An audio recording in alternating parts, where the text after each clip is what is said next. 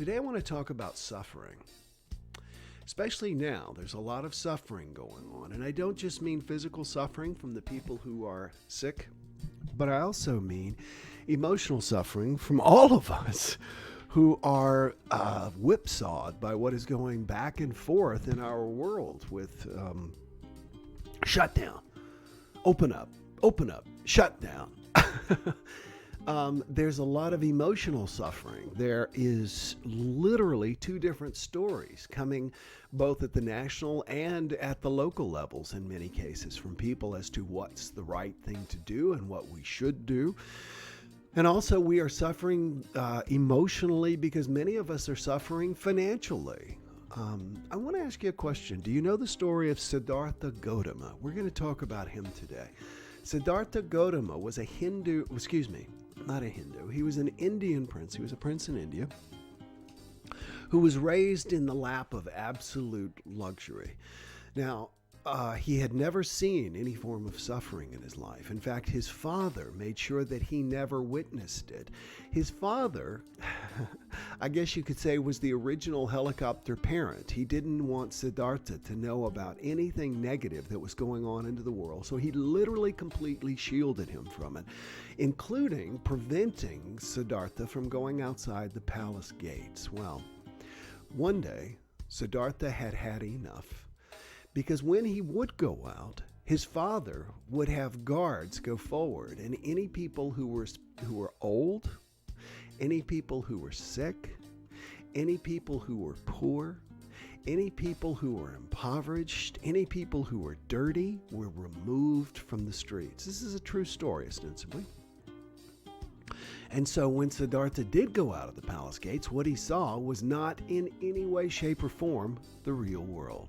And finally, as I say, he had had enough, and he literally went outside and he saw an old person for the very first time.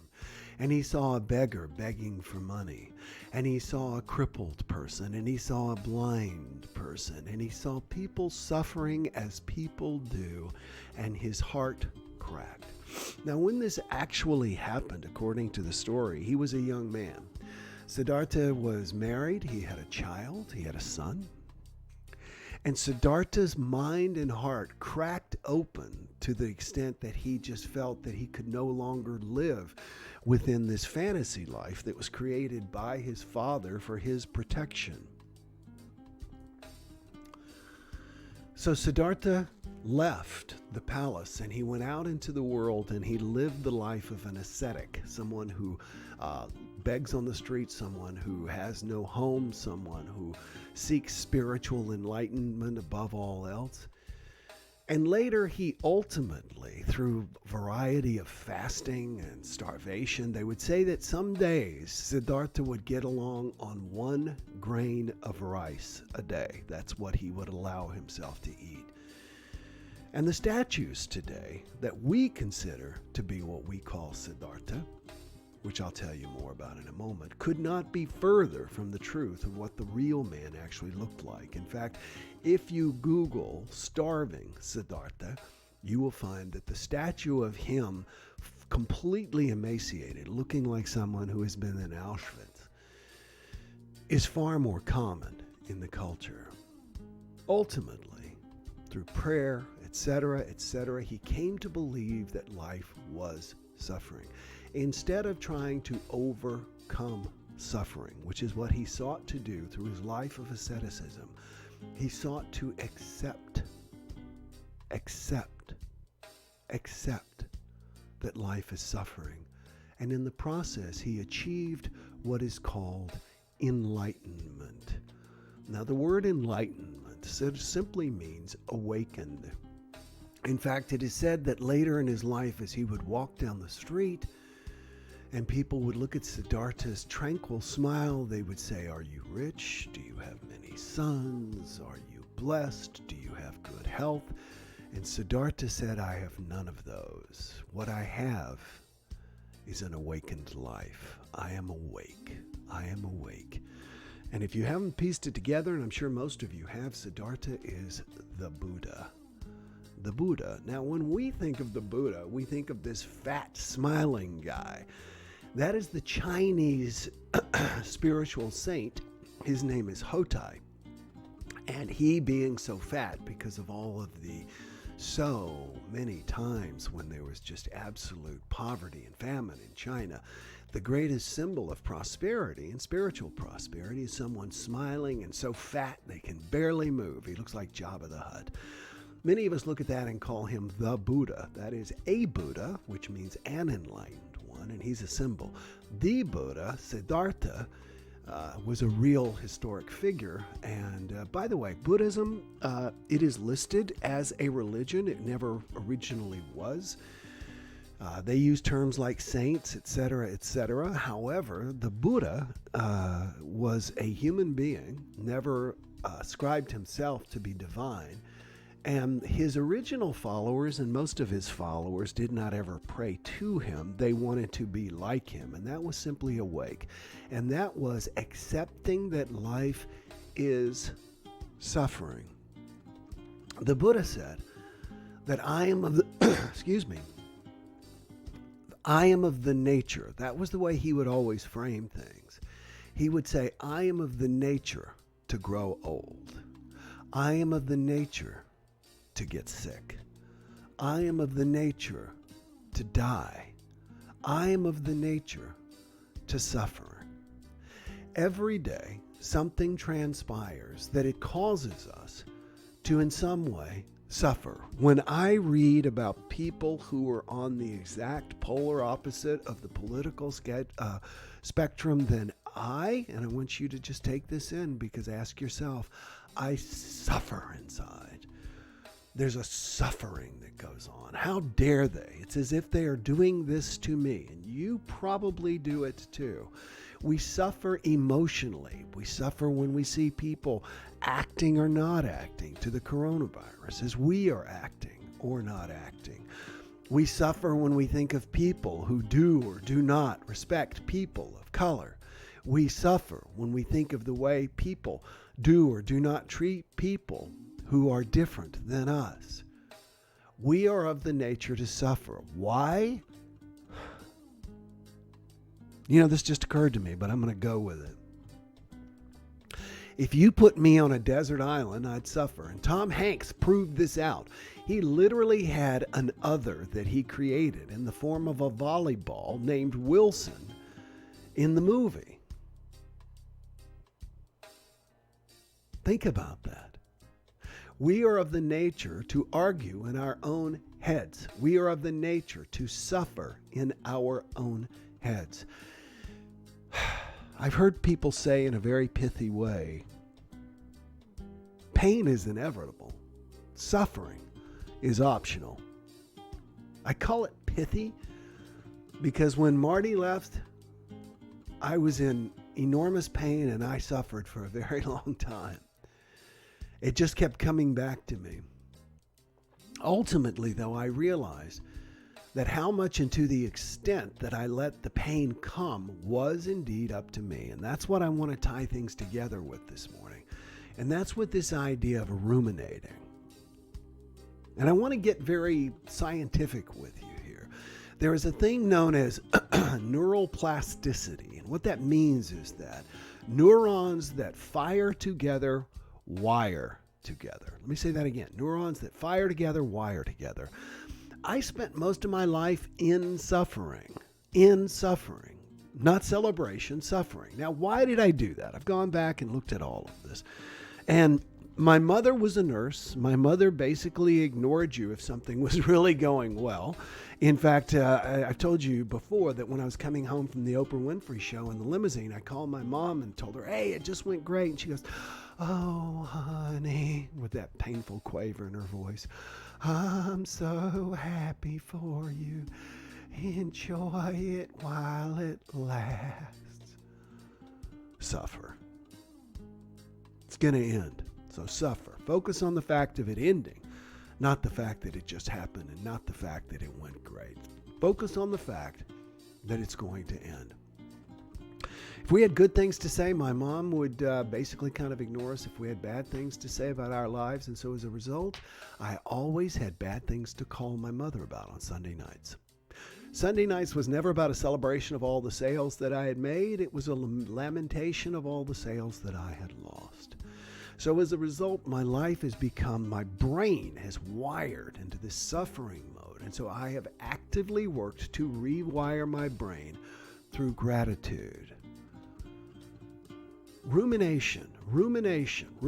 Look it up. It means to run things over and over in your head. And it actually comes back for, spoiler alert, I'm about to discuss you. Cows have 4 stomachs. Cows chew their cud. What they do is they literally bring it up from one stomach, chew it some more, and swallow it back to another stomach. Yeah, that's probably the best way I can put it.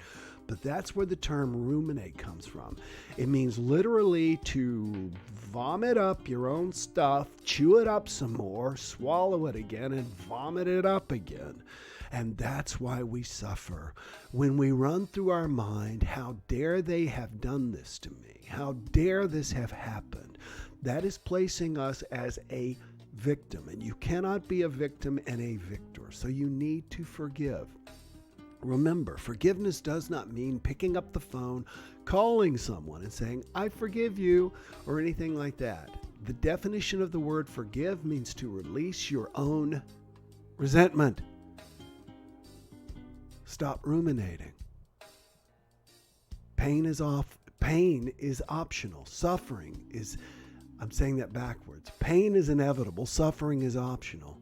According to the Buddha, suffering is optional. You are of the nature to have challenges. You are of the nature to be betrayed. You are of the nature to be hurt. You are of the nature.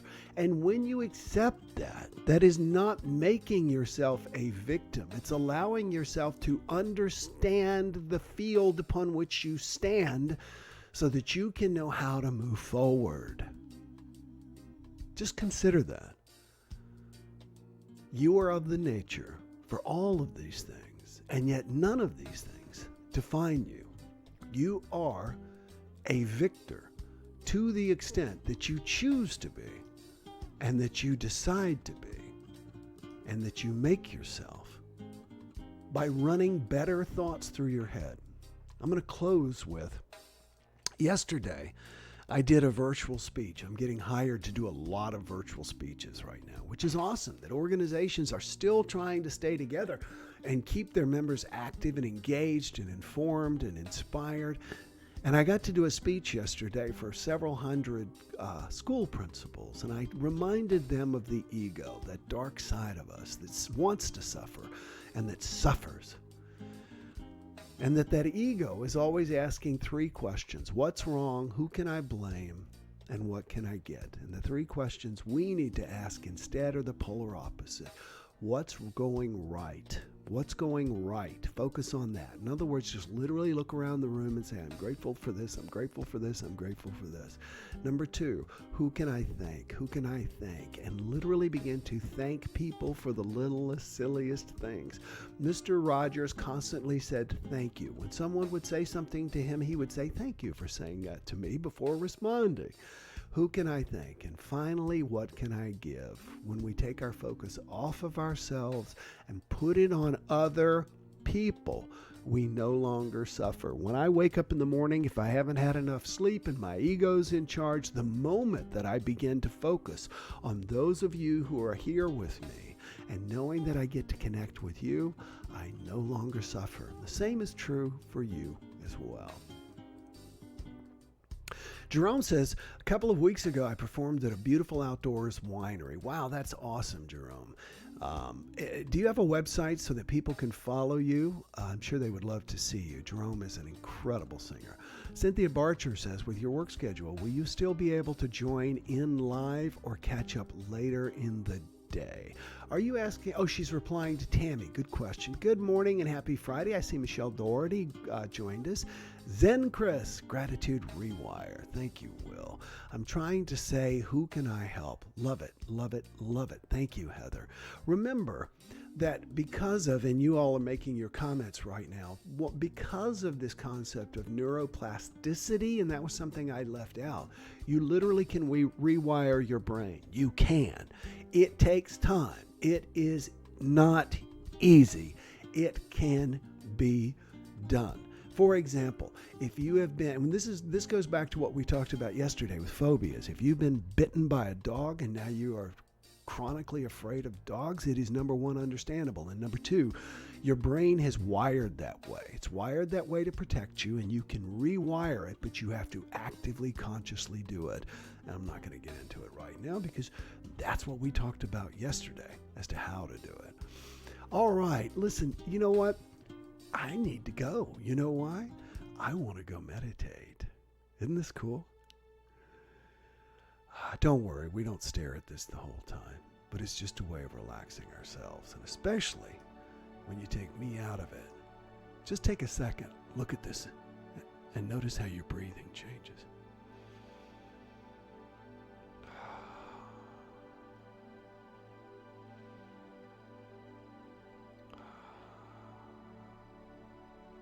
So, if you want to learn how to go deep, release your stress, feel happier and healthier, join us at complaintfreemeditation.com. Kathy Fant, another Hammondite, says Tammy Boatwright. Linda Farrell says, see you in a few minutes. She's part of our meditation group. That's so cool. Awesome, everybody. Listen, remember, you are blessed. You are a blessing. Make it a great weekend. Stay safe. Err on the side of caution, okay? That's all I'll say. I want to see you here Monday. Monday? Oh, I'm hoping I can announce something big. I've got a meeting today. If we can pull together several last-minute things, I'm hoping to make a big announcement. I literally have 2 jump starts written for Monday. We shall see. All right, everybody. Make it a great weekend. Take care. Bye-bye.